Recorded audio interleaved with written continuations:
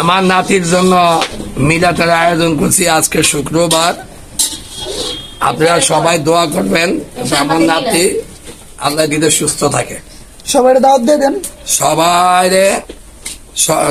দাওয়াত দিচ্ছি, সবাই আসবেন, মিলাদ পড়বেন। হ্যালো এভরিওয়ান, আসসালামু আলাইকুম। কেমন আছেন সবাই? আশা করছি সবাই অনেক ভালো আছেন। প্রেমা লাইফস্টাইল ব্লগ দেখার জন্য সবাইকে স্বাগতম। আমার বাবার মুখেই শুনে নিয়েছেন যে আজকে কিসের অনুষ্ঠান। আমার মেজ বোনের একমাত্র পুত্রের মিলাদের আয়োজন করা হয়েছিল খুবই ছোট করে। সবাই রিজিকের জন্য দোয়া করবেন, আমার বাবাটা যেন সবসময় সুস্থ থাকে, ভালো থাকে। বাড়িতে ঢুকতে না ঢুকতেই দেখি যে আমার ভাইয়ের দুইটা কবুতর নিয়ে আসছিল। আগে দুইটা ছিল, পরে দুইটা আনছে, খুবই কিউট। রুমের মধ্যে ঢুকতে না ঢুকতেই দেখি যে আমার ভাইয়ের রুমের পুরো লুকটাই চেঞ্জ হয়ে গেছে। আগে একটু এলোমেলো ছিল, আবার মা ঠিক করে দিয়েছে। যাই হোক, রুমটা কিন্তু অনেক সুন্দর লাগছে। এইদিকে ভাইয়ের ড্রেসিং টেবিলের সামনে গিয়ে একটু ঢং করলাম, কেন জানি না, আয়না দেখলে মেয়েদের একটু ঢং বেড়ে যায়। পাশের রুমে গিয়ে দেখি আমার বাবা তার 3 নাতিকে নিয়ে জিকির করছে, আল্লাহকে ডাকছে। আলহামদুলিল্লাহ, আমার বাবার স্বপ্ন পূরণ হয়েছে। তার 3 মেয়ের ঘরে প্রথমেই আগে আল্লাহ তাআলা নাতি দিয়েছে। আমার বাবা খুব গর্ব করে বলে যে এই 3টা আমার নাতি না, এই 3টা আমার হাতের লাঠি। আলহামদুলিল্লাহ, আলহামদুলিল্লাহ।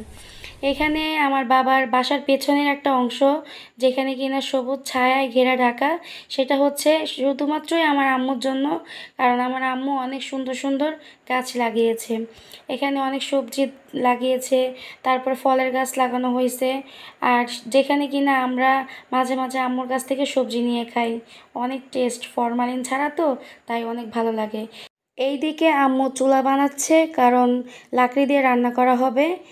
অল্প রান্না হলে গ্যাসেই করতাম, যেহেতু অনেক খাবার রান্না করতে হবে। আরেকটা জায়গায় বসে আমার ছোট বোন মাংসগুলো পিস পিস করে কেটে নিচ্ছে, কারণ বিরিয়ানি রান্না করা হবে তার জন্য।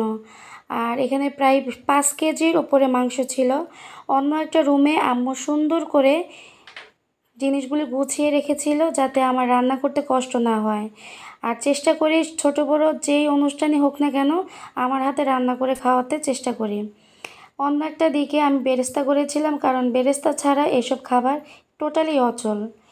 বিরিয়ানি রান্না করব যেহেতু, তাই রেডিমেড মশলা নিয়েছিলাম, আর সেই মশলাগুলোই আমি এখানে কষিয়ে নিচ্ছি। তারপরে মাংসগুলো দিয়ে দিয়েছিলাম। একবারই দিতে পারিনি, কারণ অনেকগুলো মাংস ছিল, একবারে ঠেলে দিলে হয়তোবা ছিটকে গায়ে আসতে পারে, তাই আর দেওয়া হয়নি। যাই হোক, এখানে বেরেস্তা দিয়ে আমি নামিয়েছি। আর নামানোর আগে আমি প্লেটে করে একটু নিয়েছিলাম খাওয়ার জন্য, অনেক টেস্ট হয়েছে। আর এই হচ্ছে ফাইনাল লুক। অন্য একটা পাতিলে আমার ছোট বোন খুব সুন্দর করে পোলাও চাউলগুলো ধুয়ে রেখেছে। যেহেতু এখানে প্রায় 4 কেজি পোলাও চাউল ছিল, এটা আমি 2 ভাগে ভাগ করে নিয়েছি, কারণ একই পাতিলে 4 কেজি রান্না করতে গেলে একদম নরম হয়ে যাওয়ার সম্ভাবনা থাকে, বা খাবারটা নষ্ট হয়ে যাওয়ার সম্ভাবনা থাকে। এখানে আমি সব কিছু মিলিয়ে নিয়েছি, আর এত ধোয়া রান্না করে একদম শান্তি পাচ্ছিলাম না। অন্যদিকে রান্না হয়ে গেছে, হচ্ছে ফাইনাল লুক। আর 8:30টার পরেই হচ্ছে হুজুর চলে আসবে, তাই খাবারগুলো ভাইদেরকে নিয়ে বোনের বাসায় পাঠিয়ে দেওয়া হয়েছে। আমার ছেলেকেও রেডি করে ফেলেছি। আর অন্য রুমে আমার মেজো ভাই, মানে হচ্ছে আমার মেজো বোনের হাজব্যান্ড, এই যে রিজিকের জন্যই আজকে মিলাদের অনুষ্ঠান করা হয়েছিল। অন্যদিকে রিজিকের আম্মু হাই করছে। আমার বোনের পাশে যে মেয়েটাকে দেখতে পাচ্ছেন, এই মেয়েটা অনেক ভালো, ওর সাথে বসলে আমার গল্প শেষই হয় না। আরেক রুমে হুজুর চলে আসছে এবং মিলাদ শুরু করে দিয়েছে। মাঝখানে আমার ছেলে বসে আছে, মাশাল্লাহ। এইদিকে আমার বাবা কি বলছে তা আপনারা শুনে নেন। আব্বু, তুমি কি আমার চ্যানেলের জন্য কিছু বলতে চাও? আমি কিছু বলতে চাই, যারা আমার এই মেয়ের ভিডিও ভালোবাসেন তারা বেশি বেশি লাইক, কমেন্ট, শেয়ার করবেন, বেশি বেশি করে করবেন। এইদিকে মা বাবার জন্য পান বানাচ্ছে। এই দৃশ্য দেখতে কার না ভালো লাগে। মা বাবার জন্য পান বানাচ্ছে। আর যাই হোক, খাবারের শেষে তাদের পান লাগবেই লাগবে। আমি দোয়া করি মহান আল্লাহ তাআলা যেন মা বাবাকে অনেক ভালো রাখে, সুস্থ রাখে।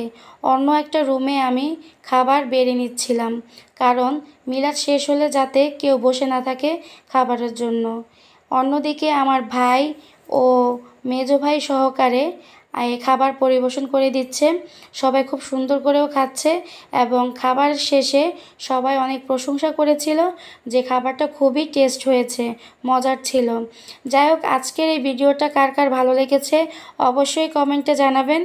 আর যদি ভালো লেগে থাকে like, comment, share and subscribe করে দিও। আল্লাহ হাফেজ।